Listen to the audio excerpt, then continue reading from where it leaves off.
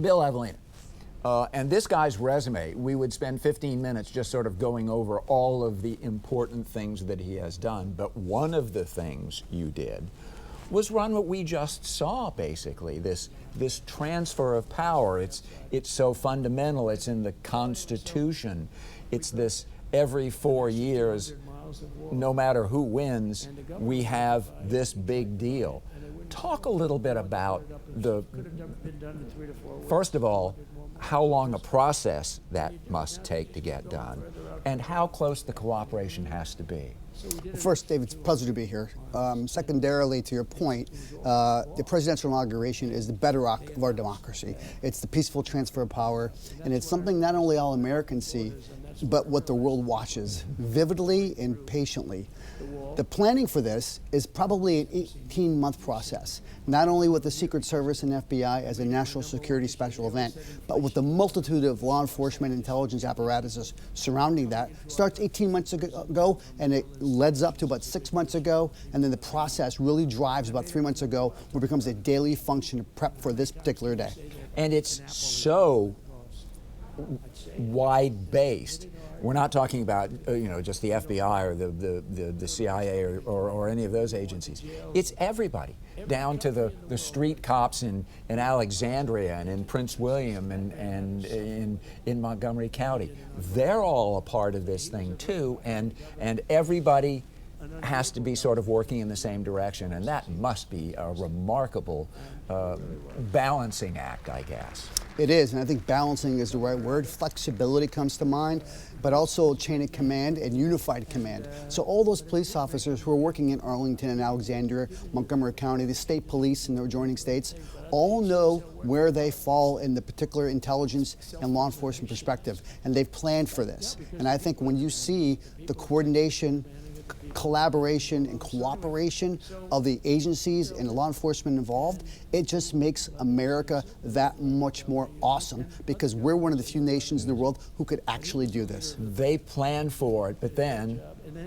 a week ago, those plans got thrown in the trash can and you had to start all over. How difficult is that? Is that something that you plan for ahead of time? No. So I think when you plan for the unknown, I don't think necessarily changing the location of the inauguration really is something that's first or second or third on that list. But I will say the flexibility of the law enforcement organizations involved, and as a national security special event, it allows for that flexibility and the moving of resources to adapt to a new location with a few days' notice, and the security apparatus has to then join that fray. I'm hearing that it's not a question of, geez, we need another 200 or so people. If you need it, it gets assigned. The overarching importance of this is such that whatever the requests are, whatever the demands are, whatever the requirements are, they're going to get met. They are going to get met, and there's the people that are responsible for this event work day and night, but there's also what's called standby. The folks who are deployed near and afar, who are ready to act and serve in any capacity if that need is so met. Now, I will tell you the physical, electronic security of the inauguration event has changed dramatically from being outside in the National Mall to being in the Capital One Center. Not only is it just a little bit more effective and efficient to control the security of that venue, but it changes also electronic security footprint as well. One of the things that happens here, though, is you have a finite number of people who get into, and we see it right there, the Cap Center, and you would have had 200,000 is a number that's being used, spread out along the mall and in a more constrained place, but a much wider space. They're not there now, and they could be any place at this point. Does that complicate things too? Because, God forbid that somebody has bad intentions and they were going to do something there, they could go other places now. Does that complicate the national security aspect of this as well? It does, Davis. When you think about, the immediate circle of the Cap Center and the controlling of the people and things that get in there is done. However, you mentioned a couple 100,000 people that are in D.C. They're no longer in the National Mall. Yeah. Where are they? They're somewhere in the city. So now you have crowds of people who are meandering around the city, here to support President Trump and those who aren't. So now law enforcement intelligence has to find out where they are and facilitate any kind of individuals who have nefarious activities in mind to be able to facilitate where they are and put mitigation capabilities to them if that shall be needed. We heard in his speech the new president mention the assassination attempt on his life, and if we needed reminding of the importance of security in a situation like that,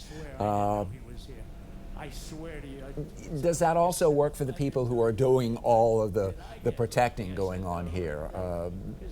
Somewhere in the back of your mind you have to think, we got really lucky once before. We don't need to try and press our luck another time. Great question. No, it's not in the back of their mind. It's in the front of their mind. It is the number one thing we do today is protect the incoming president. And what happened this summer really puts more pressure and onus on those who are doing that. Because what happened this summer was a reminder that it can happen. Mm-hmm. So from now on, you're going to see the protection of the principals, the president, others, ramped up to a level we've never seen before.